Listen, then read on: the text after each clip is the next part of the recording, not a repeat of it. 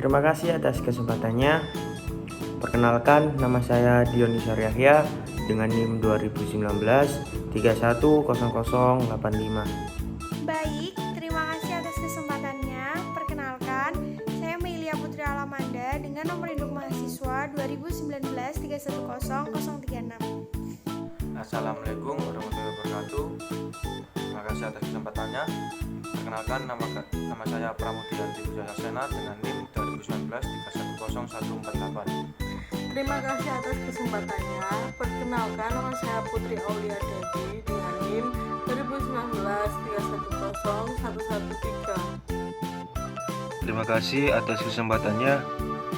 Perkenalkan, nama saya Rian Nuruda dengan NIM 2019 3189. Terima kasih atas kesempatannya. Perkenalkan, nama saya Hana Nindi Putri dengan NIM 2019 310013. Terima kasih atas kesempatannya. Saya Muhammad Abdullah Syah Belinda dengan NIM 2019 310134. Assalamualaikum warahmatullahi wabarakatuh. Terima kasih atas kesempatannya. Perkenalkan, nama saya Fareza Pranadia dengan NIM 2019 310098. Assalamualaikum warahmatullahi wabarakatuh. Perkenalkan, nama saya Inka Agnes Sinta Dewi dengan NIM 2019 316116.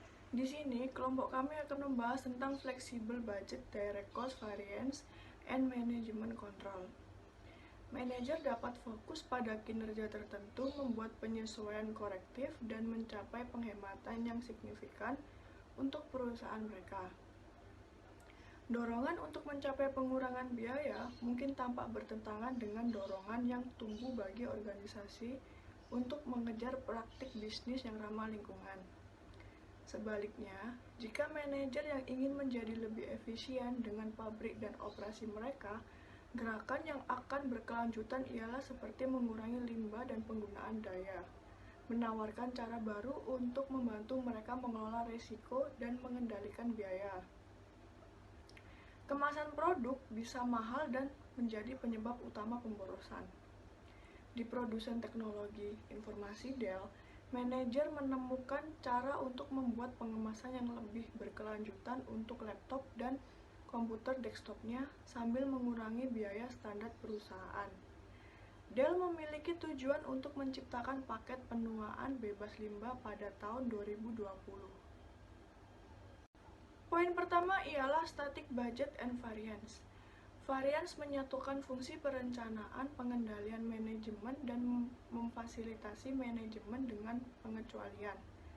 Manajemen dengan pengecualian adalah praktik di mana manajer lebih fokus pada area yang tidak beroperasi seperti yang diharapkan dan kurang dekat pada area yang ada.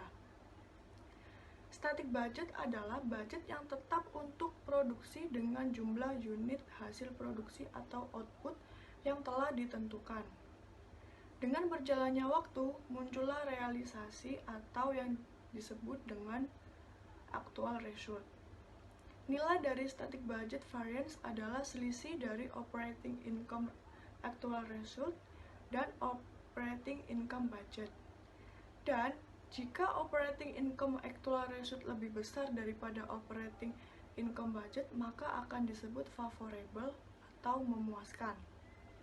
Jika operating income actual result lebih kecil daripada operating income budget, maka akan disebut unfavorable atau tidak memuaskan. Selanjutnya akan dijelaskan oleh rekan saya. Baik, terima kasih atas kesempatannya. Di sini saya akan melanjutkan penjelasan dari rekan saya, yaitu di sini saya akan menjelaskan tentang flexible budget. Flexible budget adalah anggaran yang fleksibel menghitung pendapatan yang dianggarkan dan biaya yang dianggarkan berdasarkan output aktual di periode anggaran. Untuk menentukan anggaran fleksibel dalam 3 langkah, yaitu yang pertama, identifikasi kuantitas output aktual. Seperti contoh yang ada di e-book, web memproduksi dan menjual 10.000 jaket. Untuk langkah yang kedua, yaitu hitung anggaran fleksibel untuk pendapatan berdasarkan harga jual yang dianggarkan dan kuantitas output aktual. Dengan contoh yang ada di e-book, kuantitas outbook aktualnya yaitu 120 per jaket, yaitu dengan cara flexible budget sama dengan 120 jaket dikalikan harganya yaitu 10.000 dengan hasil 1.200.000. Untuk langkah yang ketiga yaitu hitung anggaran fleksibel untuk biaya berdasarkan biaya variabel yang dianggarkan per unit output, kuantitas output aktual, dan biaya tetap yang dianggarkan. Untuk selanjutnya yaitu variance volume penjualan. Di sini ada dua rumus yaitu sales volume variance untuk pendapatan operasional dengan rumus flexible budget jumlah dikurangi static jumlah budget.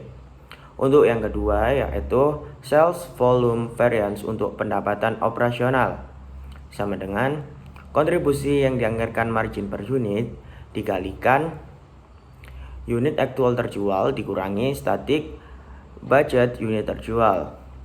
Variance volume penjualan dalam pendapatan operasional muncul karena satu atau beberapa alasan. Yang pertama, kegagalan manajer untuk menjalankan rencana penjualan. Untuk yang kedua, lebih lemah dari permintaan keseluruhan yang diantisipasi untuk produknya.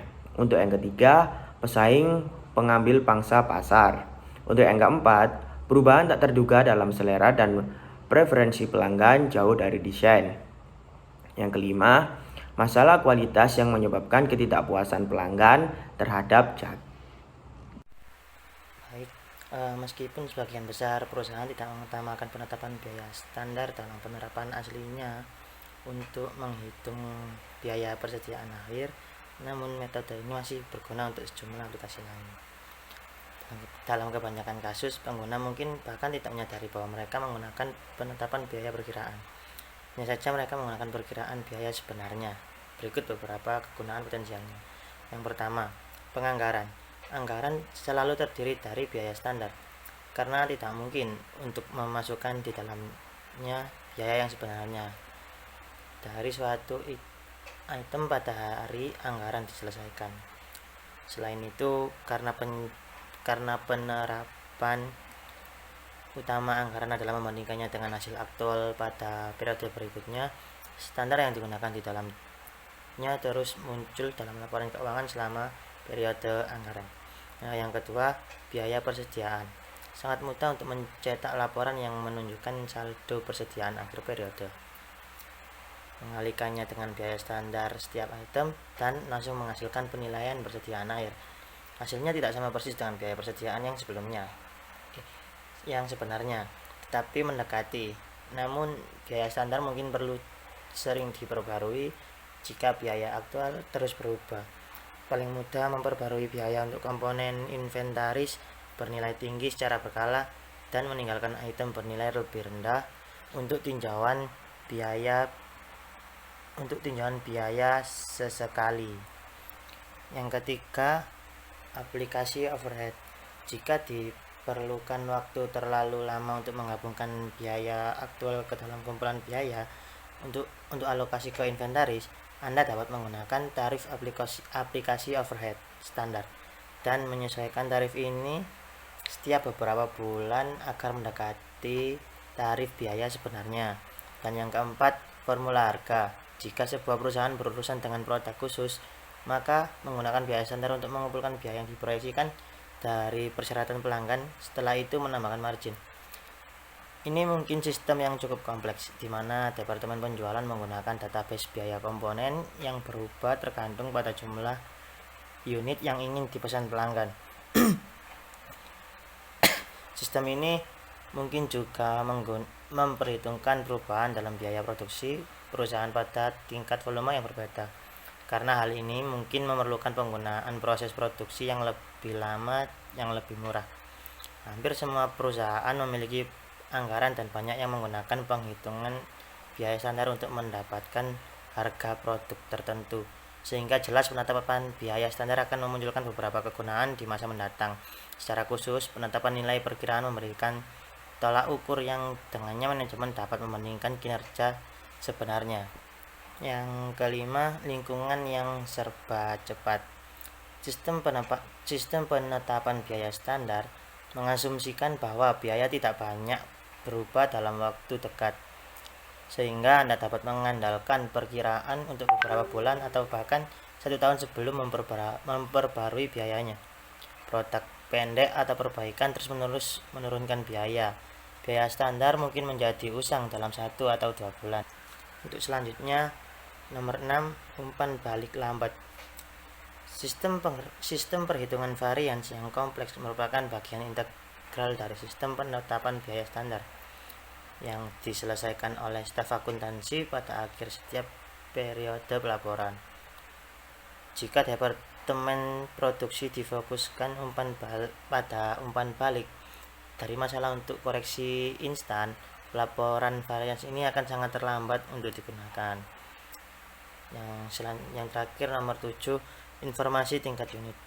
Perhitungan varians yang biasanya menyertai laporan penetapan biaya standar diakumulasikan secara agregat untuk seluruh departemen produksi perusahaan, sehingga tidak dapat memberikan informasi tentang perbedaan di tingkat yang lebih rendah, seperti sel kerja individu, batch atau unit. Daftar sebelumnya menunjukkan bahwa ada banyak situasi di mana penetapan biaya perkiraan tidak berguna dan bahkan dapat mengakibatkan tindakan pengelolaan bisnis yang salah. Daftar sebelumnya menunjukkan bahwa ada situasi di mana penetapan biaya perkiraan tidak berguna. Meskipun demikian, selama Anda menyadari masalah ini, biasanya mungkin untuk mengadaptasi metode ini secara menguntungkan ke dalam beberapa aspek operasi perusahaan. Selanjutnya akan dijelaskan oleh rekan saya. Di sini saya akan mempresentasikan tentang bagaimana manajer menggunakan varians. Pertama, penggunaan varians oleh manajemen. Manajer dan akuntan manajemen menggunakan varians untuk mengevaluasi kinerja setelah keputusan diimplementasikan untuk memicu pembelajaran organisasi dan untuk membuat perbaikan terus-menerus. Varians berfungsi sebagai sistem peringatan dini untuk mengingatkan manajer akan masalah yang ada atau peluang prospektif. Ketika dilakukan dengan baik, analisis varians memungkinkan manajer untuk mengevaluasi efektivitas tindakan dan kinerja personel dalam periode saat ini, serta menyempurnakan strategi untuk mencapai peningkatan kinerja di masa depan. 2. Berbagai penyebab varians. Penyebab operasional yang mungkin dari varians ini di seluruh rantai nilai perusahaan adalah: yang pertama, desain produk atau proses yang buruk. Yang kedua, pekerja yang buruk di jalur produksi karena pekerja yang kurang terampil atau mesin yang rusak. Yang ketiga, penugasan tenaga kerja atau mesin yang tidak sesuai untuk pekerjaan tertentu. Yang keempat, kemacetan karena penjadwalan sejumlah besar pesanan terburu-buru yang dilakukan oleh perwakilan penjualan web. Yang kelima, pemasok kain web tidak membuat bahan dengan kualitas tinggi yang seragam. Yang ketiga, menggunakan varians untuk pengukuran kinerja. Manajer sering menggunakan analisis varians saat mengevaluasi kinerja karyawan atau unit bisnis mereka. 2 atribut kinerja biasanya dievaluasi. Yang pertama, efektivitas. Sejauh mana tujuan atau target yang telah ditentukan terpenuhi, seperti penjualan, pangsa pasar, dan peringkat kepuasan pelanggan. Yang kedua, efisiensi. Sejumlah relatif input yang digunakan untuk mencapai tingkat output tertentu. Kelima, perbaikan terus-menerus. Manajer juga dapat menggunakan analisis varians untuk menciptakan siklus perbaikan yang berkelanjutan dengan berulang kali mengidentifikasi penyebab varians, mengambil tindakan korektif, dan mengevaluasi hasil. Peluang perbaikan seringkali lebih mudah diidentifikasi ketika perusahaan pertama kali menghasilkan produk. Keenam, pengukuran kinerja keuangan dan non-keuangan. Hampir semua perusahaan menggunakan kombinasi ukuran kinerja keuangan dan non-keuangan untuk perencanaan dan pengendalian daripada hanya mengandalkan kedua jenis ukuran tersebut. Untuk mengontrol proses produksi, supervisor tidak bisa menunggu laporan akuntansi dengan varians dilaporkan dalam dolar. Sebaliknya, ukuran kinerja non-finansial yang tepat untuk sering digunakan untuk tujuan pengendalian. Benchmarking atau penandingan adalah proses berkelanjutan untuk membandingkan tingkat kinerja di perusahaan Anda dengan tingkat kinerja terbaik di perusahaan pesaing atau di perusahaan yang memiliki proses serupa. Ketika tolak ukur digunakan sebagai standar, manajer dan akuntan manajemen tahu bahwa perusahaan akan kompetitif di pasar jika dapat memenuhi atau mengalahkan standar tersebut. Peranan manajemen dalam biaya. Manajemen memegang peranan penting dalam proses patok duga. Tanpa adanya dukungan, keterlibatan, dan komitmen dari manajemen puncak, maka tidak mungkin dilaksanakan patok duga. Berbagai pertimbangan patok duga yang membutuhkan dukungan manajemen. Sebelumnya, proses dapat dimulai. Yang pertama, komitmen terhadap perubahan. Yang kedua, pendanaan. Yang ketiga, personil. Yang keempat, pengungkapan. Yang kelima, keterlibatan. Terima kasih atas kesempatannya. Di sini saya akan menjelaskan persamaan dan perbedaan dalam merencanakan biaya overhead variabel dan biaya overhead tetap.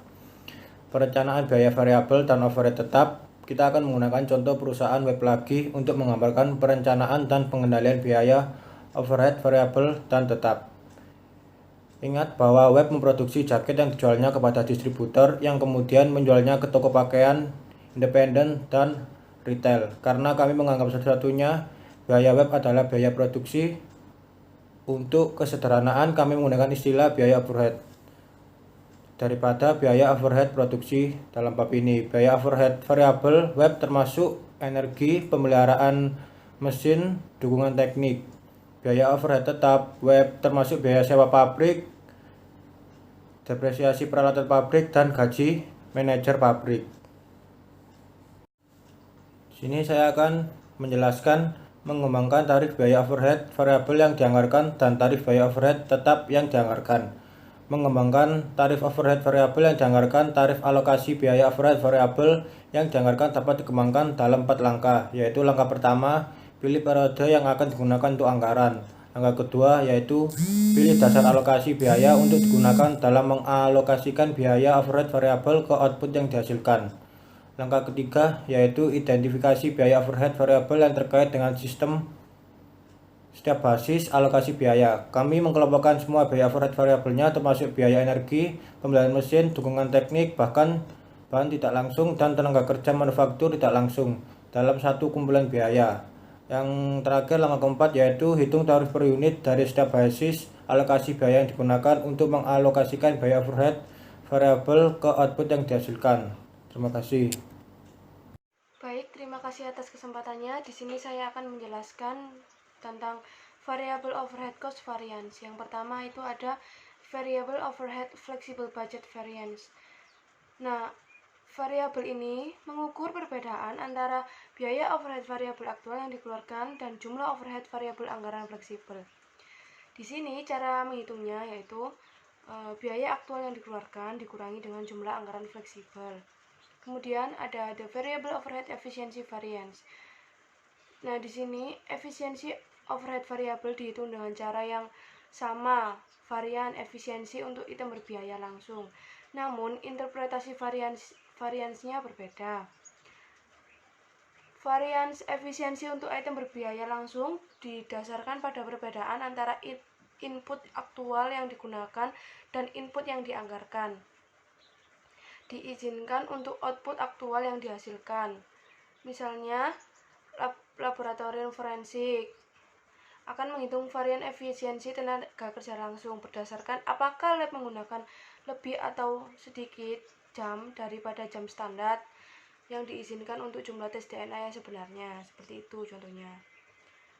Nah, cara menghitungnya yaitu variable overhead efficient variance sama dengan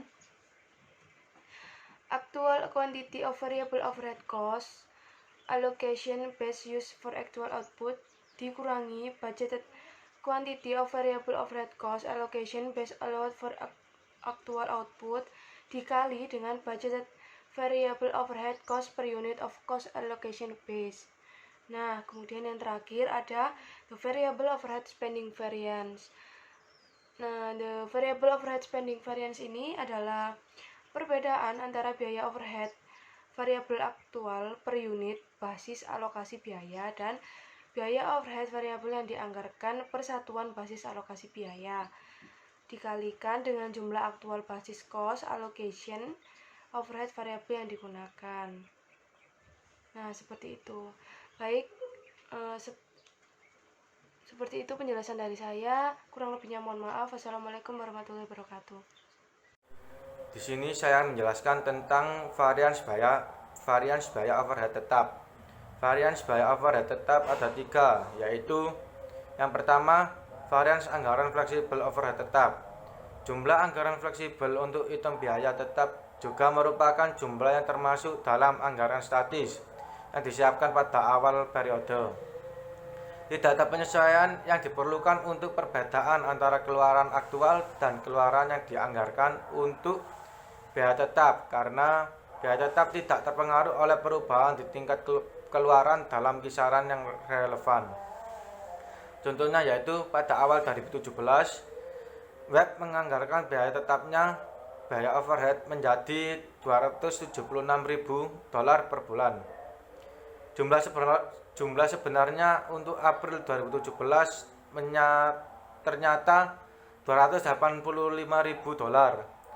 Varians anggaran fleksibel overhead tetap adalah perbedaan antara tetap aktual biaya overhead dan biaya overhead tetap dalam anggaran fleksibel. Rumus perhitungannya yaitu biaya yang sebenarnya terjadi dikurangi jumlah anggaran fleksibel. Yang kedua yaitu varian pengeluaran overhead tetap.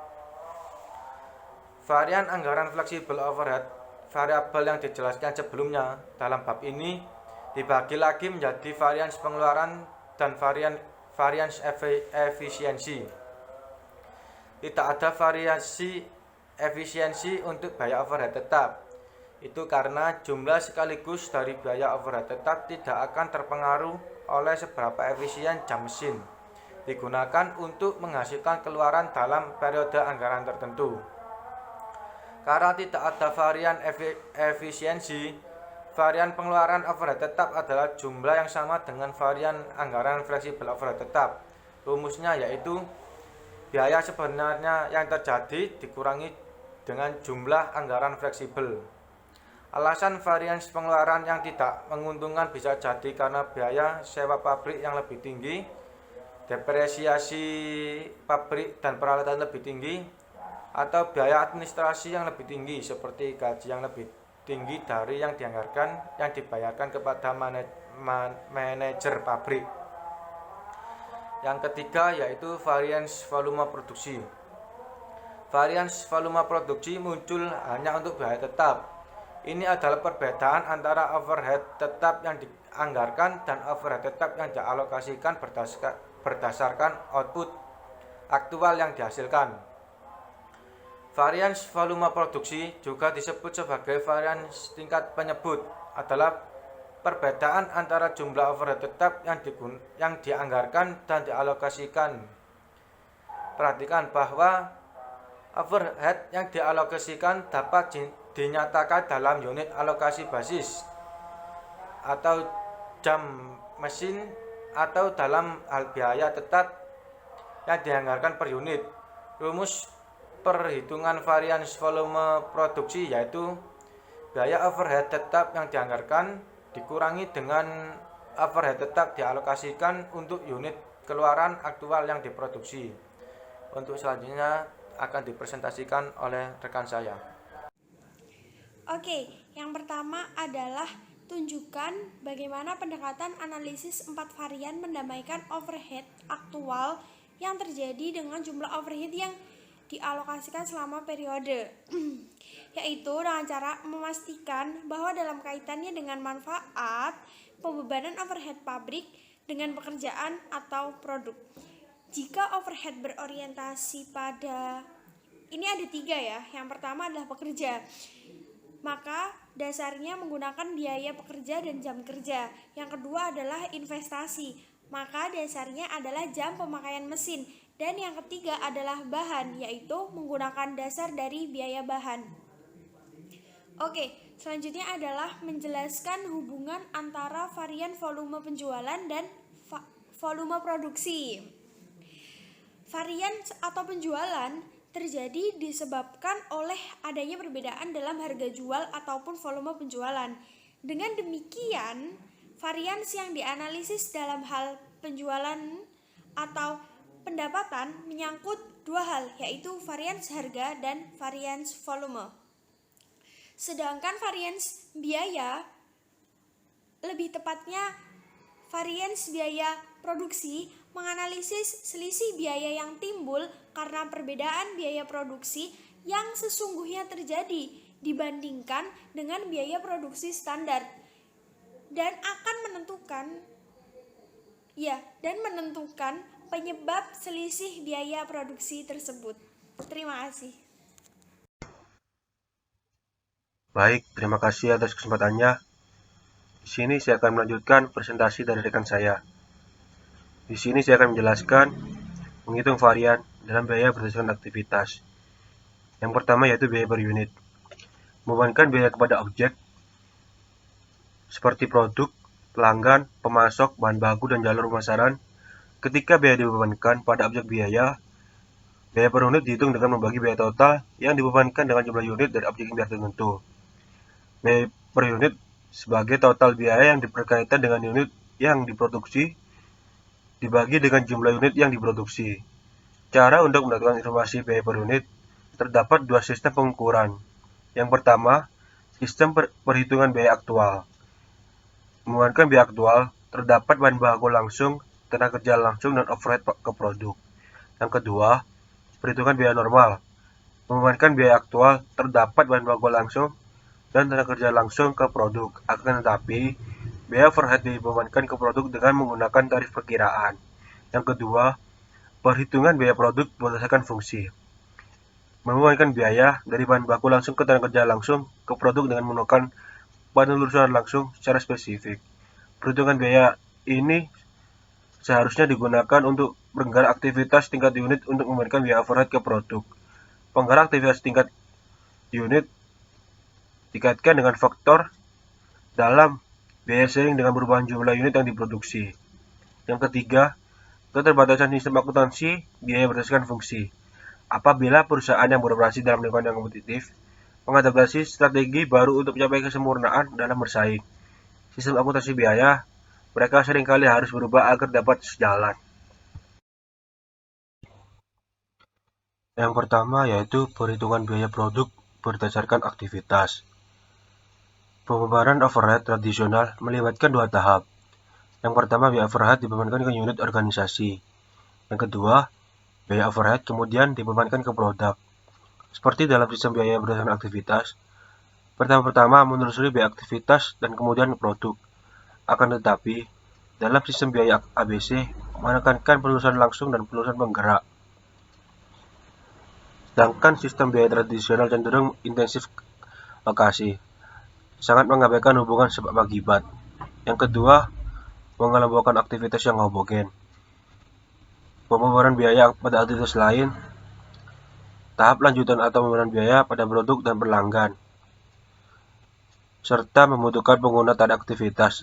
Pada prinsipnya, terdapat tarif aktivitas yang dihitung untuk tiap aktivitas. Yang ketiga, yang terakhir, proses mengurangi jumlah tarif pengelompokan overhead berdasarkan mereka secara logis berhubungan dan mereka memiliki rasio konsumsi yang sama terhadap semua produk. Kumpulan dari biaya overhead yang berhubungan dengan masing-masing kelompok aktivitas disebut kesatuan biaya sejenis. Baik, terima kasih.